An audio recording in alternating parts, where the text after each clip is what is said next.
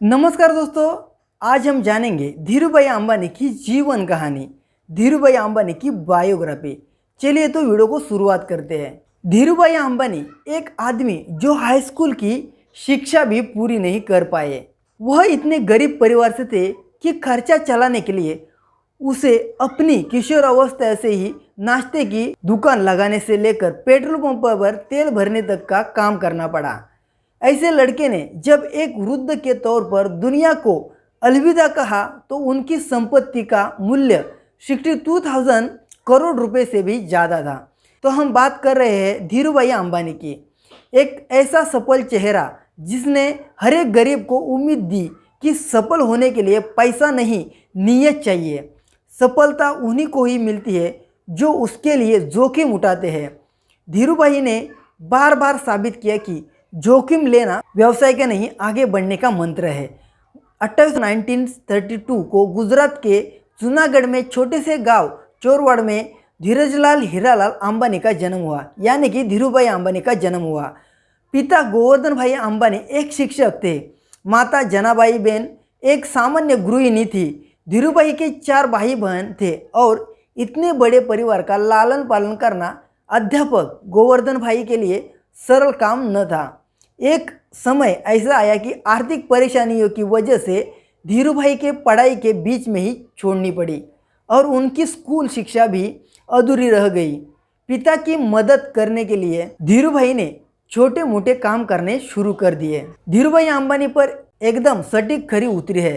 पढ़ाई छोड़ने के बाद पहले धीरूभाई ने फल और नाश्ता बेचने का काम शुरू किया, लेकिन कुछ खास फायदा नहीं हुआ। उन्होंने दिमाग लगाया और गांव के नज़दीक स्थित धार्मिक पर्यटन स्थल गिरनार में पकोड़े बेचने का काम शुरू कर दिया।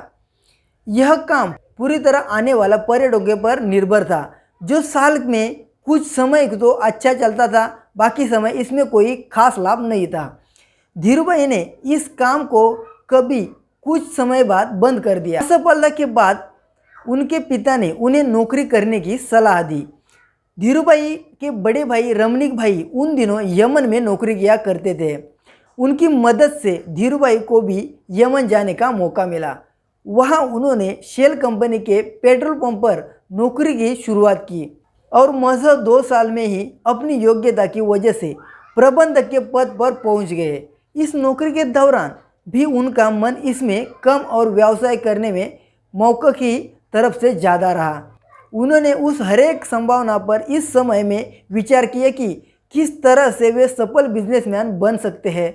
2 छोटी घटनाएं बिजनेस के लिए प्रति उनके जुनून को बयां करती है। यह 2 घटनाएं उस समय की है जब वे शेल कंपनी में अपनी सेवाएं दे रहे थे।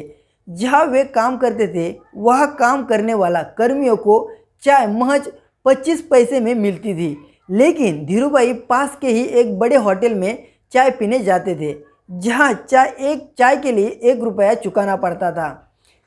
उनसे जब इसका कारण पूछा गया तो उन्होंने बताया कि उसे बड़े होटल में बड़े बड़े व्यापारी आते हैं और बिजनेस के बारे में बातें करते हैं।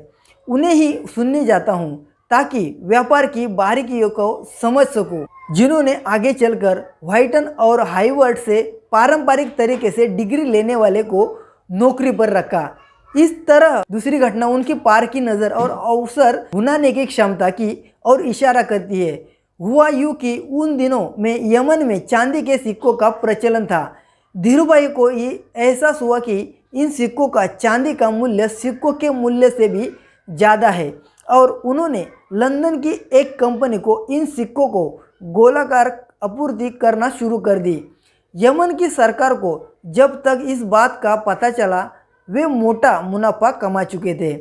ये दोनों घटनाएं इशारा कर रही थी कि धीरूभाई अंबानी के पास एक सफल बिजनेसमैन बनने की सारे गुण हैं। यमन में धीरूभाई का समय बीत रहा था। वहाँ आज़ादी के लिए लड़ाई शुरू हो गई और ढेरों भारतीयों को यमन छोड़ना पड़ा। इस परेशानी के आलम में धीरूभाई अंबानी को भी यमन छोड़ना पड़ा। ईश्वर ने एक सफल बिजनेसमैन बनाने के लिए परिस्थितियां गढ़नी शुरू कर दी। इस नौकरी के चले जाने के बाद उन्होंने नौकरी की जगह बिजनेस से करने का निर्णय लिया, लेकिन व्यवसाय शुरू करने के लिए पैसों की जरूरत थी। धीरूभाई के निवेश के लिए बड़ी रकम नहीं थी, इसलिए उन्होंने अपने मामा त्र्यंबकलाल दामानी के साथ मसालों और शक्कर के व्यापार की शुरुआत की। यहीं पर रिलायंस कमर्शियल कॉरपोरेशन नींव पड़ी। इसके बाद रिलायंस ने सूत के कारोबार पे प्रवेश किया। यह भी सफलता ने धीरूभाई को कदम चूमे और जल्दी ही वे बॉम्बे सूत व्यापार संघ के कार्यकर्ता बन गए। यह बिजनेस जोखिम से भरा हुआ था और उनके मामा को जोखिम पसंद नहीं था, इसीलिए जल्दी ही दोनों के रास्ते अलग अलग हो गए। इससे रिलायंस को कोई फर्क नहीं पड़ा और 1966 में रिलायंस टेक्सटाइल अस्तित्व में आया। इसी साल रिलायंस ने अहमदाबाद के नरोदा में टेक्सटाइल मिल की स्थापना की। विमल की ब्रांडिंग इस तरह से की गई कि जल्दी ही घर घर में पहचान जाने लगा और विमल का कपड़ा बड़ा भारतीय नाम बन गया। विमल दरअसल उनके बड़े भाई रमणीक लाल के बेटे का नाम था। इन्हीं सब संघर्षों के बीच उनका विवाह कोकिलाबेन से हुआ, जिनसे उन्हें दो बेटे मुकेश और अनिल अंबानी तथा दो बेटियां दीप्ति और नीना हुई। उन्होंने इस बात कुछ पीछे मुड़कर नहीं देखा और रिलायंस कपड़े के साथ ही पेट्रोलियम और दूरसंचार जैसी कंपनी के साथ भारत की सबसे बड़ी कंपनी बन गई। इन सबके बीच धीरूभाई अंबानी पर सरकार की नीतियों का प्रभावित करने और नीतियों की कमियों से लाभ कमाने और आरोप भी लगते थे। उनके और नस्ली वीडियो के बीच में होने वाले बिजनेस घमासान पर भी बहुत कुछ लिखा गया। उनके जीवन से प्रेरित एक फिल्म गुरु बनाई गई, जिसमें अभिषेक बच्चन ने उनकी भूमिका निर्वाह किया। लगातार बढ़ते बिजनेस के बीच उनका स्वास्थ्य खराब हुआ और 6 जुलाई 2002 को उनकी मृत्यु हो गई। मृत्यु के बाद उनके काम को बड़े बेटे मुकेश अंबानी ने संभाला। इस तरह से थी धीरूभाई अंबानी की जीवन कहानी। आपको सुन के कैसा फील हो रहा है कमेंट में ज़रूर बताना और ऐसे नए नए मोटिवेशन स्टोरी सुनने के लिए हमारे चैनल को सब्सक्राइब करके बेल आइकॉन दबाना। मिलते हैं नए मोटिवेशन स्टोरी के साथ। जय भारत।